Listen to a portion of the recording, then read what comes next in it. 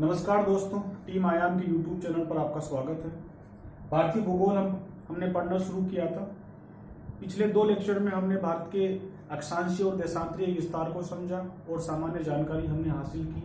मैं उम्मीद करता हूँ आपको अक्षांशीय विस्तार और देशांतरीय विस्तार के बारे में चीज़ें समझ में आ गई होगी। अभी तक जो वीडियो 2 हमने पढ़े थे उनमें हमने अक्षांशीय और देशांतरीय विस्तार को कंप्लीट किया था। अक्षांशीय विस्तार और देशांतरीय विस्तार। अब आगे के वीडियो में हम क्या करते हैं, बाकी की जो विशेषताएं हैं आपको सामान्य जानकारी के तहत याद करनी जरूरी है, उनको पढ़ने का प्रयास करते हैं। तो आगे हम क्या पढ़ेंगे, अब यहाँ भारत की उत्तर से दक्षिण लंबाई, पश्चिम से पूर्व की लंबाई सबसे पहले आज की इस क्लासेस में हम देखते हैं। उत्तर से दक्षिण की लंबाई और पश्चिम से पूर्व की लंबाई हम इस वीडियो में देखेंगे।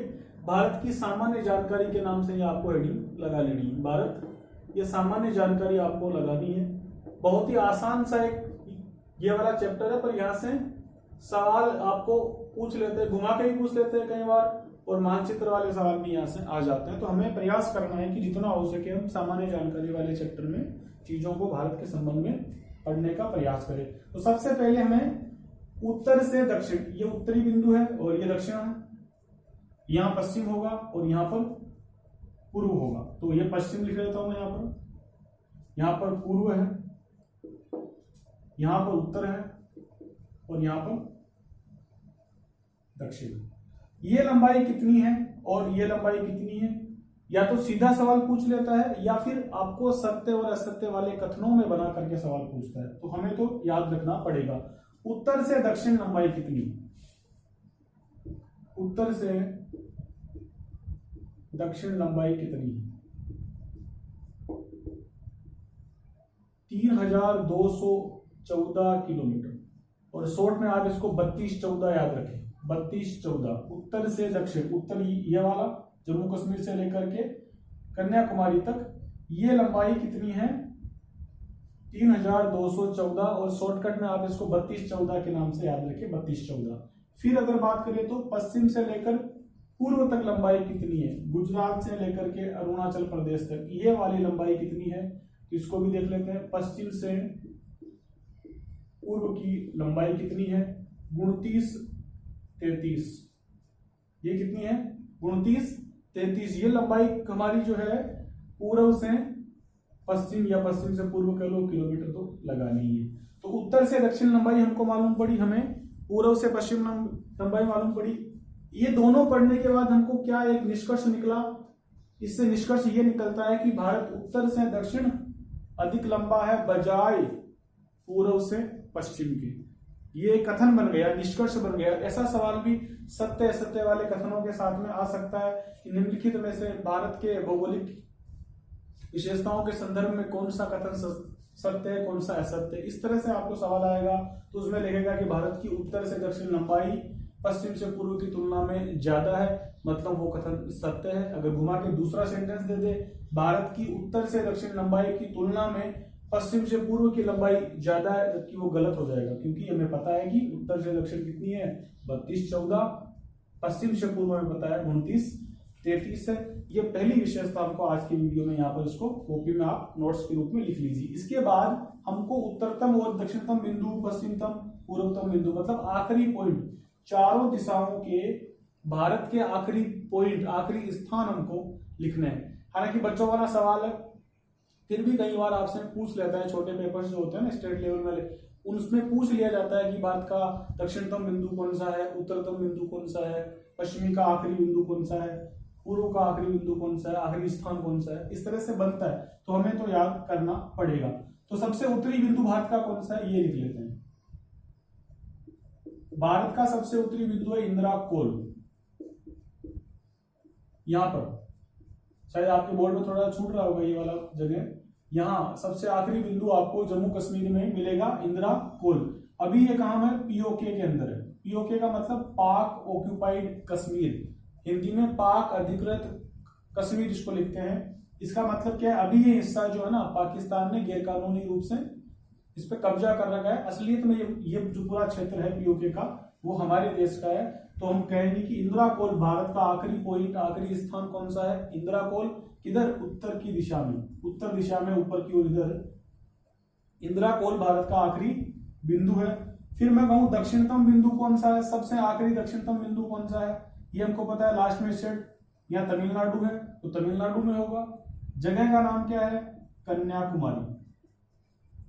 तो भारत की मुख्य भूमि का दक्षिणतम बिंदु कौन सा है, कन्याकुमारी। इसको आप याद रखोगे। और स्टेट कौन सा है इसके अंदर, मैं TN लिख रहा हूं, मतलब तमिलनाडु। यहाँ एक चीज ध्यान रखना, यहाँ पर आपको ब्रैकेट में मुख्य भूमि लिखा आएगा। कन्याकुमारी भारत का आखिरी स्थान है दक्षिण दिशा का। इसमें आपको हमेशा, अगर ये वाला कन्याकुमारी आपको याद रखना है तो आपको मुख्य भूमि याद रखना, क्योंकि भारत का नक्शे में ये भूमि जो है ना, ये मुख्य भूमि है। यहाँ पर देखो अंडमान निकोबार मिलेगा, इधर आपको नक्शे में लक्षद्वीप में मिलेगा। वो भारत की मुख्य भूमि का हिस्सा नहीं है, हमारे द्वीप समूह है, स्थान हमारे ही है, भारत के ही है, किंतु वो मुख्य भूमि का हिस्सा नहीं है। तो वहां अगर थोड़ा सा सवाल चेंज हो सकता है, किंतु आपको मुख्य भूमि अगर ब्रैकेट में लिखा हुआ आए तो आपको कन्याकुमारी ही समझना है।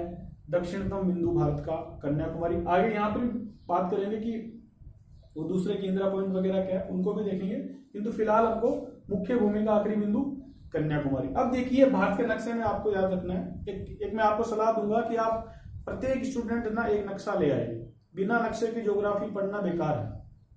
कोशिश करें कि आपके पास नक्शा हो। अभी कोरोना के समय तो मार्केट से पूरे बंद है, फिर भी प्रयास करें मोबाइल से डाउनलोड कर ले फोटो भारत के नक्शे की। और भी अगर घर परिवार में जहां भी आपको मिले किसी भी किताब में नक्शा, तो उसको सामने रखें हमेशा। जब भी आप ज्योग्राफी पढ़े और जिसके बारे में पढ़े, चाहे राजस्थान का ज्योग्राफी पढ़े, चाहे इंडिया का पढ़े, चाहे वर्ल्ड लेवल पर पढ़े, आप नक्शा अपने सामने रखें। ज्योग्राफी का पहला नियम बना लीजिए इस चीज को, क्योंकि जब बार बार नक्शे पर जाएंगे तो आपको नक्शा अच्छी तरीके से स्मृति में चढ़ जाएगा। मैं भी इतना अच्छा कलाकार नहीं हूं नक्शा बनाने में, पर मैंने कोशिश की आपके लिए नक्शा बना के पढ़ाऊं। ज्योग्राफी तो बिना नक्शे के पढ़ना अच्छा नहीं माना जाता। तो हमने देखा दक्षिणतम बिंदु कन्याकुमारी है। और अब हमको, फिर आप कहोगे इंदिरा पॉइंट क्या है, क्योंकि बार बार सवालों में इंदिरा पॉइंट भी देखने को मिलता है। इंदिरा पॉइंट क्या है, देखिए भारत के नक्शे की इस तरफ बंगाल की खाड़ी में आपको अंडमान निकोबार द्वीप समूह मिलेंगे। अंडमान निकोबार द्वीप समूह का जो आखिरी पॉइंट है, यहाँ मैं आपके इसमें बोर्ड में नहीं आ रहा है ये वाला, यहाँ पर यहाँ नीचे जाएंगे इस तरफ, यहाँ पर आखिरी बिंदु जो होगा निकोबार द्वीप समूह में, अंडमान में नहीं, निकोबार द्वीप समूह में। भारत के नक्शे के इस तरफ बंगाल की खाड़ी में अंडमान निकोबार द्वीप समूह है। उस अंडमान निकोबार द्वीप समूह में आखिरी बिंदु जो होगा ना इस तरफ नीचे की तरफ, वो आपके कन्याकुमारी से भी नीचे की तरफ है। मतलब कन्याकुमारी से भी और आगे दक्षिण में वो बिंदु है जिसका नाम है इंदिरा पॉइंट। में यहाँ लिख रहा हूं, उस पॉइंट को यहाँ बना लीजिए, आप कहीं पर भी नीचे बना लेना उसको।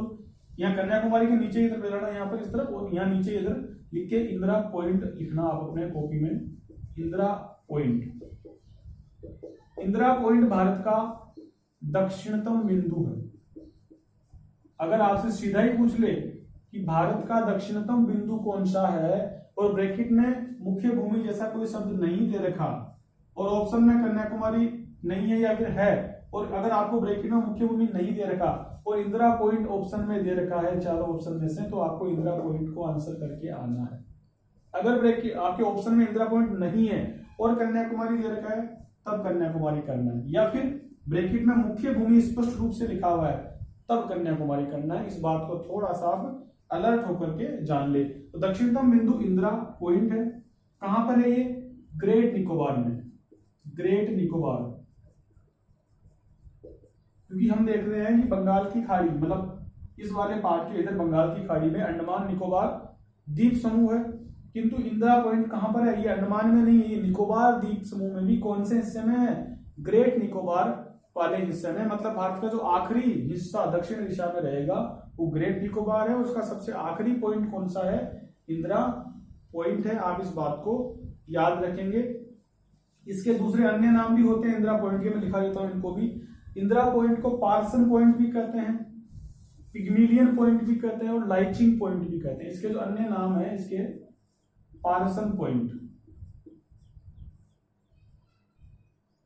पार्सन पॉइंट, दूसरा इसका नाम है लाइचिंग पॉइंट, और तीसरा है पिग्मिलियन पॉइंट।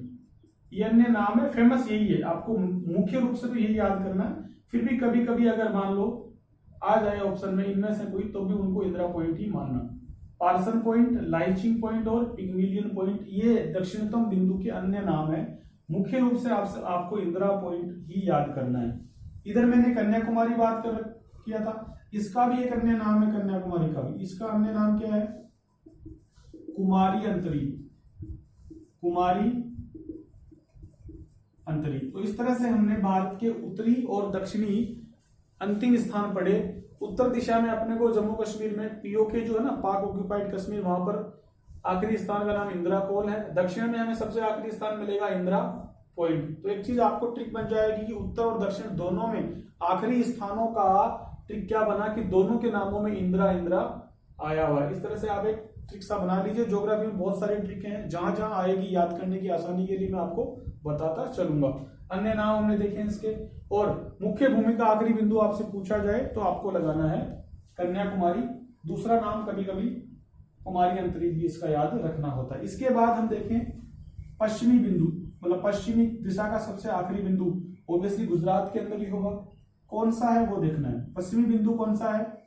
Sir creek. नक्शा बना के या फिर आप इस तरह से बना लीजिए कॉपी में, कहीं पर भी यू बना के चारों जगह लिख लीजिए। सर क्रीक ये कहां पर है? गुजरात में। और जो यहाँ गांव है उस गांव का नाम है गोहर मोती। गोहर मोती गांव में सरक्रीक जो है ना, ये गुजरात का आखिरी बिंदु है। मतलब पूरे भारत का आखिरी पश्चिम बिंदु हम कह सकते हैं। पश्चिमी दिशा का आखिरी पॉइंट कौन सा है? सरक्रीक। और यहाँ जो गांव है उस गांव का नाम है गोहर मोती। ठीक है, ये इसके बाद हम चलते हैं पूर्व दिशा के अंदर। इस साइड का आखिरी बिंदु कौन सा है? आखिरी स्थान कौन सा है? यहाँ पर अरुणाचल प्रदेश में पूर्व दिशा का आखिरी बिंदु कौन सा है? किबिथु। पूर्व का आखिरी बिंदु कौन सा है? किबिथु। और कौन से स्टेट में है? अरुणाचल प्रदेश में। ये अरुणाचल प्रदेश में आखिरी पूर्वतम बिंदु भारत का कौन सा हुआ? किबिथु। कुछ किताबें वालांगू भी लिखती है, तो उसको भी आप दिमाग में रखना। हो सकता है कहीं पर, मैंने रिसर्च नहीं किया इस पर कोई ज्यादा खास, किंतु कुछ किताबों में आपको, मुझे भी कई बार पढ़ने को मिला था वालांगू, पर किबिथु सबसे ज्यादा है। गूगल करोगे तब भी आपको किबिथु मिलेगा। वालांगू कब मिलता है देखने को, तो किबिथु ज्यादा फेमस है। किबिथु के नाम से भारत का पूर्वी बिंदु आपको याद करना है। इस तरह से हमने अब तक क्या पढ़ा? उत्तर से दक्षिण लंबाई 32-14, पश्चिम से पूर्व लंबाई 29-33। शॉर्टकट में याद करो 32-14, 29-33। भारत यूं ज्यादा लंबा है, मतलब उत्तर से दक्षिण भारत की लंबाई ज्यादा है बजाय पूर्व के पश्चिम के है। और चारों आखिरी बिंदु हमने, आखिरी स्थान हमने देख लिए। इसके बाद हम देखते हैं और जो सवाल बनते हैं सामान्य जानकारी वाले पार्ट से, उनको देखते हैं। पिछले वीडियो में हमने कर्क रेखा के बारे में पढ़ा। जब हम अक्षांश पढ़ रहे थे उस समय हमने देखा कि कर्क रेखा होती है। कर्क रेखा 23.5 डिग्री होती है। कर्क रेखा कितने डिग्री होती है? 23.5 डिग्री। उत्तरी गोलार्ध में जो रेखा खींची जाती है उसको हम कहते हैं कर्क रेखा। तो भारत का अक्षांशीय विस्तार हमने देखा था 8 डिग्री 4 मिनट से। 8 डिग्री 4 मिनट से देखा। और कर्क रेखा कितने पर है? 23.5 डिग्री। और भारत का विस्तार हमने देखा था कितना? 37 डिग्री तक। मतलब कर्क रेखा हमारे देश से गुजरेगी। तो जो लोग नए हैं, बिल्कुल पहला लेक्चर देख रहे हैं, उनको मैं बता दूं कि कर्क रेखा का कंसेप्ट क्या है। ये पृथ्वी का मान लो कच्चा चित्र, और मैं इसके बीच में से एक रेखा खींचता हूं। इस रेखा का नाम दिया हमने भूमध्य रेखा। और ये रेखा 0 डिग्री पर है, मतलब 0 से शुरू हुआ। अब यहां से गिनती स्टार्ट करनी है, 90 तक जाना है। 1 2 3 4 5 करते करते 90 पहुंच गए। इनको बोलते हैं ध्रुव। ये जो है इनको ध्रुव बोलते हैं। ठीक है, तो यहाँ, और ये उत्तर दिशा के अंदर हमेशा देखो दिशा का ज्ञान भी ले लो।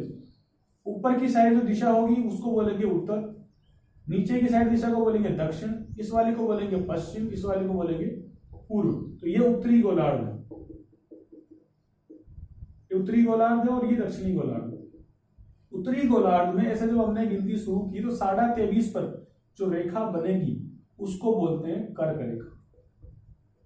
23.5 डिग्री पर जो रेखा बनती है उसे बोल देंगे हम कर्क रेखा। और भारत हमको पता है उत्तरी गोलार्ध में है, और भारत का विस्तार कहां से कहां तक है?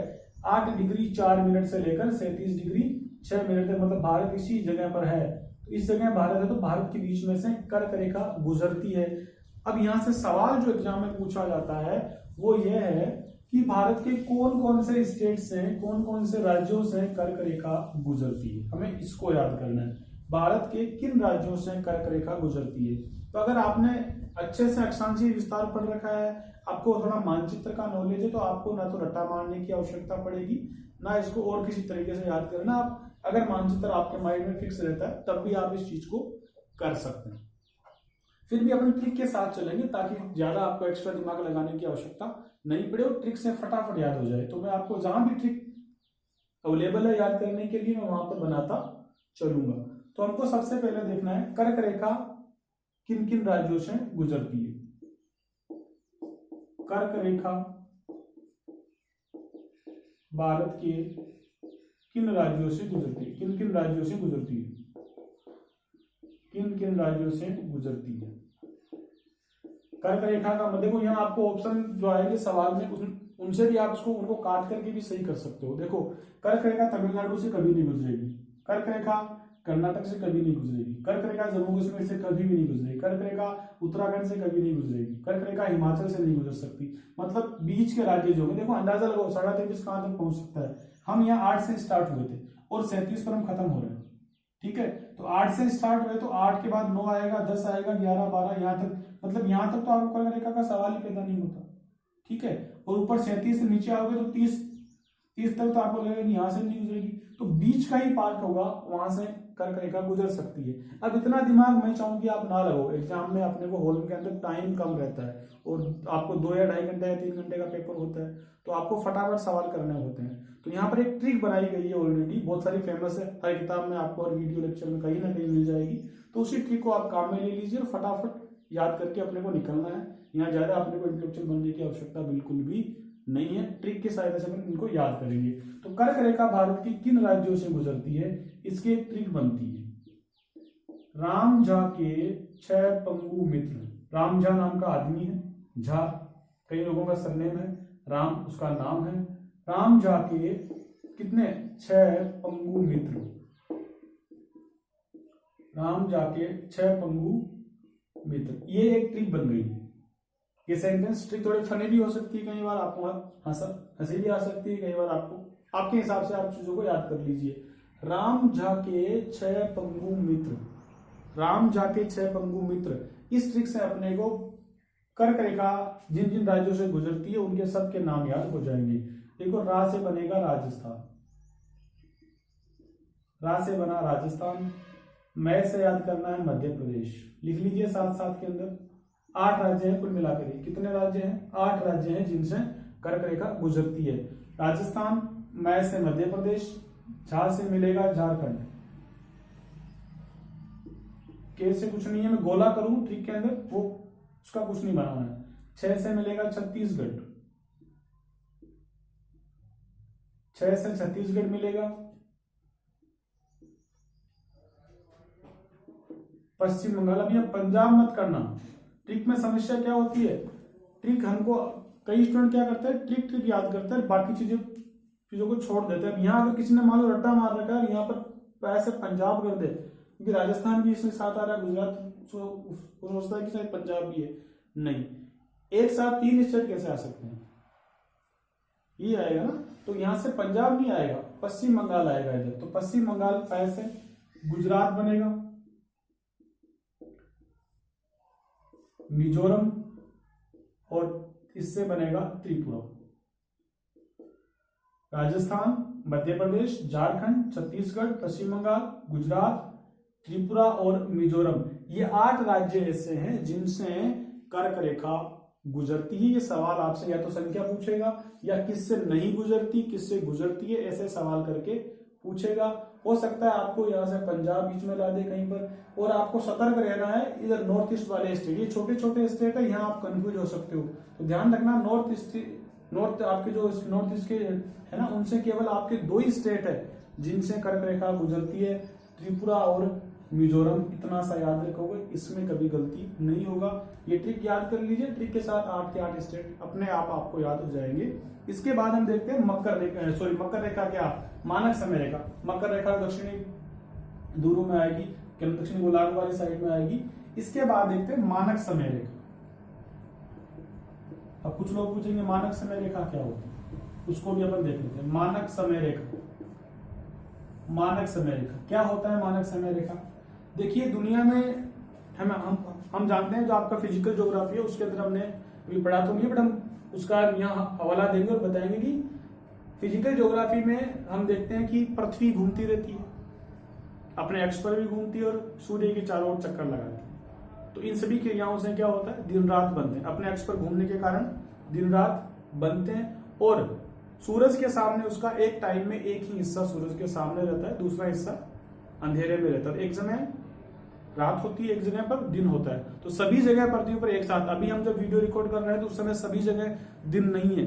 कुछ हिस्से पृथ्वी के ऐसे हैं जिन पर जहां पर रात है, और जब हमारे रात होगी तो वो हिस्से जो जहां अभी रात है वहां दिन हो जाएगा। इसका मतलब एक साथ पृथ्वी पर कभी भी पूरी पृथ्वी पर दिन नहीं होता और कभी भी एक साथ रात नहीं होती, मतलब टाइम का यहाँ पर गेप रहता है। तो हमारे विद्वानों ने क्या किया, एक समय रेखा मान ली, ठीक है, ग्रीनविच, इंग्लैंड में जगह है ग्रीनविच, उस ग्रीनविच को यहां से मैं आपको समझा देता हूं, यहाँ ऊपर हो जाएगा ये, यहां से समझा रहा हूं। ग्रीनविच को 0 डिग्री पर एक ग्रीनविच मानी, उसको नाम दिया 0 डिग्री देशांतर। एक रेखा मानी 0 डिग्री, यहां पर हमने अक्षांश पढ़े ना इस तरह से, वो यहां हमने 0 माना था। अब इन्होंने क्या किया, एक बीच में रेखा खींची इस तरह पर सीधी लंबवत, और उसको नाम दिया 0 डिग्री देशांतर। और वो जगह कौन सी थी, ग्रीनविच नाम का जगह है इंग्लैंड में, ब्रिटेन मान लो, ब्रिटेन लिख लो, ब्रिटेन में जगह है ग्रीनविच। यहां से इन्होंने 0 डिग्री देशांतर रेखा खींची, और इस रेखा के जो आगे वाला पार्ट है वो तो रहा पूर्वी भाग, और जो पीछे वाला भाग है यहां वाला, उसको नाम दिया पश्चिमी भाग, ठीक है। और ये जो पूर्वी भाग है ना, ये हमेशा यहां जितना भी टाइम होगा उससे ये हमेशा आगे रहेगा, और यहां जितना भी टाइम होगा उससे हमेशा ये पीछे रहेगा। तो ये पूरे विश्व की मानक समय रेखा हुई, ठीक है। किंतु यहां मान लो 12 बज रहे हैं, इस 0 डिग्री पर 12 बज रहे हैं, तो भारत में कितने बजेंगे, क्योंकि भारत का टाइम तो इससे आगे होगा। अब भारत में कितना आगे करना है, अब भारत भी बहुत बड़ा है ना, गुजरात से लेकर के आपको देखो अरुणाचल प्रदेश में इधर कितना आगे, देखो ये आएगा ना इस वाली साइड से, हम इस रेखा से आगे हैं, ठीक है। तो देखो यहाँ गुजरात मान लो कितना आगे है 0 डिग्री से, और अरुणाचल प्रदेश तो बहुत आगे हो जाएगा। फिर भारत का हम टाइम कैसे सेट करेंगे, यहाँ कुछ बजेगा घड़ी में, यहाँ कुछ बजेगा, और ग्रीनविच में तो कुछ बज ही रहा है। इसलिए हर देश के लिए एक मानक समय रेखा तय हुई। तो 0 डिग्री ग्रीनविच रेखा इंग्लैंड की मानक रेखा और पूरे विश्व की मानक रेखा है, किंतु हर अलग अलग देशों के लिए भी अलग अलग मानक समय रेखाएं तय की गई। हो सकता है आपको ये वाला टॉपिक थोड़ा समझ में ना आए, क्योंकि ये फिजिकल ज्योग्राफी का हिस्सा आएगा। उधर आपको मैं जब वापस आपको मूल ज्योग्राफी पढ़ेंगे ना, इंडिया वाली ज्योग्राफी पूरा होने के बाद, तब जाके वो चीजें अच्छे से समझ में आएगी। अभी आप इतना सा याद कर लीजिए कि प्रत्येक देश के लिए, टाइम जोन के लिए, एक समय में समानता के लिए प्रत्येक देश में एक मानक समय रेखा बनाई जाती है, कल्पनाएं की जाती है, वास्तविक रूप से कोई तार नहीं खींचा होता, ठीक है। ये प्रत्येक देश के लिए एक मानक समय रेखा बनाई जाती है। भारत के लिए वो मानक समय रेखा कौन सी है, भारत के लिए वो मानक समय रेखा है 82.5 डिग्री, 82 से ही 1/2, 82.5 डिग्री, ये भारत की मानक समय रेखा। इस चीज को आप लिख लीजिए, भारत की मानक समय रेखा। तो 82.5 डिग्री पूर्वी देशांतर भारत की मानक समय रेखा है। देखिए हमने जब भारत का देशांतरीय विस्तार पढ़ा था तो हमने पढ़ा था कितना, 68 डिग्री 7 मिनट से लेकर के 97 डिग्री 25 मिनट तक वो भारत का पूर्वी देशांतर था, और इनके बीच में हमने 82.5 को क्या मानना है, भारत की मानक समय रेखा। ये लगभग इधर से आपको मिलेगी, भारत की मानक समय रेखा आपको यहाँ से मिल जाएगी इस तरह से। यहाँ से हमको भारत की मानक समय रेखा मिली कितनी, 82.5 डिग्री। तो पहला सवाल इधर से हमने देखा, कर्क रेखा किन किन राज्यों से गुजरती है, हमने राज्य देखे। अब हमको क्या करना है, ये वाली मानक समय रेखा किन किन राज्यों से गुजरती है इनको देखना है। इनकी भी ट्रिक आपको मिल जाएगी, ज्यादा टेंशन की आवश्यकता नहीं है। तो मानक समय रेखा भारत की किन किन राज्यों से गुजरती है, इनके लिए ट्रिक बनेगी MOUCA, मोका, MOUCA, इस नाम से आपको मानक समय रेखा हमारी 82.5 डिग्री भारत के किन किन राज्यों से गुजरती है इनकी ट्रिक बन जाएगी। तो M का मतलब आपको मिलेगा मध्य प्रदेश, ओ से ओडिशा, यू से उत्तर प्रदेश, सी से छत्तीसगढ़ और ए से आंध्र प्रदेश। यहां थोड़ा आपको दिमाग में लगाना, देखो ये जो रेखा है ना वो सीधी है, तो एक सीध में ही चलेगी, तो उधर वाले स्टेट इसमें नहीं आएंगे, इधर वाले नहीं आएंगे। तो ये अपना इसको अगर ये ट्रिक भूल भी जाए कभी, तो थोड़ा बहुत भी अगर अपना दिमाग काम करे तब गलत नहीं होता। फिर भी जब परंपरा चल पड़ी आपकी ट्रिकें याद करने की, तो हम भी अगर है ट्रिकें उपलब्ध तो याद कर लेते हैं। अगर नहीं भी आ रहा तो भी आप अपना थोड़ा सा दिमाग लगा के ठीक कर सकते हैं। मौका MOUCA मध्य प्रदेश, ओ से ओडिशा, यू से उत्तर प्रदेश, सी से छत्तीसगढ़, ए से आंध्र प्रदेश। एक चीज याद रखना, तेलंगाना इस ट्रिक में नहीं आएगा, और तेलंगाना से मानक समय रेखा नहीं गुजरती। इस चीज को आप स्टार बना के लिख लीजिए, तेलंगाना से मानक समय रेखा नहीं गुजरती। कुछ लोग क्या है डेढ़ होशियारी करेंगे, जब प्रश्न पत्र आएगा वो सोचेंगे कि ये ट्रिक तो हो सकता है पुराने टाइम की हो, जब आंध्र प्रदेश के 2 हिस्से नहीं किए गए, हो सकता है ना, ऐसा दिमाग लगा लो आप इस तरह का, और वो पेपर वाला आपसे इसी तरह का सवाल बनाएगा जहां से गुंजाइश हो कि आप गलती करें। तो आपको लगेगा कि यार ये ट्रिक तो हो सकता है पुरानी हो, 2002 की बनाई हुई हो, 2005 की बनाई हुई हो, और आज तो आंध्र प्रदेश टूट के 2 हिस्सों में हो गया, तो हो सकता है तेलंगाना से भी निकले, लेकिन तेलंगाना से मानक समय रेखा नहीं गुजरती। और आपको थोड़ा बहुत वहम हो रखा हो तो आप गूगल पर जाइए और तेलंगाना का देशांतरीय विस्तार देखिए, वो 82.5 तक नहीं पहुंचता। तो ध्यान रखना, यही ट्रिक काम करेगी, 2005 में भी काम कर रही थी, 2020 में भी काम कर रही है, 2022 में भी करेगी, अगर और कोई टुकड़ा ना किया जाए आंध्र प्रदेश का। तो मौका ट्रिक से आप मानक समय रेखा को याद कर सकते हैं। अगली चीज आपको थोड़ी सी याद रखनी है, वो है कि जो 82.5 डिग्री हमने बनाई भारत की मानक समय रेखा, तो यहां पर अगर जितना टाइम हो रखा है 0 डिग्री पर, उस समय भारत में कितना टाइम होगा। हमको पता है भारत में जब भारत पूर्व दिशा के अंदर है, इस साल ये जो लाइन है इससे इधर है, तो पूर्व दिशा के अंदर भारत है, इसका मतलब भारत का टाइम तो आगे होगा। अब कितना आगे होगा इसका भी आप फटाफट याद कर लीजिए। मैं पूरा एक तरीका होता है निकालने का, वो हम जब बेसिक ज्योग्राफी पढ़ेंगे ना उसमें पढ़ेंगे, अभी यहाँ पर इसमें पूरा अपन डाइवर्ट नहीं होंगे। 5.5 घंटा भारत आगे है, 5.5 घंटे आगे, इससे मानक समय रेखा जो 0 डिग्री वाली थी, उस 0 डिग्री पर अगर दोपहर के 12 बज रखे हैं, तो हमारे यहाँ पर कितने बजेंगे, हमारे यहाँ पर उससे 5.5 घंटे आगे कर लो। 12 बजे के बाद देखो 1 2 3 4 5 और आधा घंटा, मतलब 5:30 बजेंगे कितने, शाम के। अगर इंग्लैंड में दोपहर के 12 बजे हो तो भारत में उस समय टाइम क्या होगा, शाम के 5:30 बजे। अगर इंग्लैंड में शाम के 6 बजे हो तो भारत में कितना टाइम होगा, तो 5.5 घंटे आगे गिन लीजिए, 7 8 9 10 11 और आधा घंटा आगे, तो रात के 11:30 बजे। इसलिए हमें याद रखना है कि भारत का समय इंग्लैंड के समय से, जो 0 डिग्री ग्रीनविच इंग्लैंड में खींची गई है, वहां के टाइम से हम कितने आगे होते हैं, आगे रखना है हमेशा अपने को, कितना, 5.5 घंटा, 5 घंटा 30 मिनट आगे। तो आपने क्रिकेट मैच देखे होंगे पिछले वर्ल्ड कप के अंदर, भारत के मैच अधिकतर मैच शाम को शुरू होते थे, है ना, रात भर चलते थे, रात के समय चलते थे। उनका अगर डे नाइट मैच है तो हमारे वो मैच 12 बजे के आसपास रात में जाके खत्म होता था, मतलब हम क्या उनसे आगे है। तो अगर वो डे नाइट मैच रखते हैं तो हमको हमारे टाइम में वो आगे 5.5 घंटे आगे की तरह गिना जाता है। इस तरह से हमने आज के इस वीडियो में हमने कर्क रेखा पढ़ा और मानक समय रेखा कौन कौन से स्टेट से गुजरती है, उत्तर से दक्षिण लंबाई देखी, पूर्व से पश्चिम लंबाई देखी। इस वीडियो में इतना ही पढ़ेंगे, अगली वीडियोज बाकी के होंगे, उनमें आगे की विशेषताएं देखेंगे।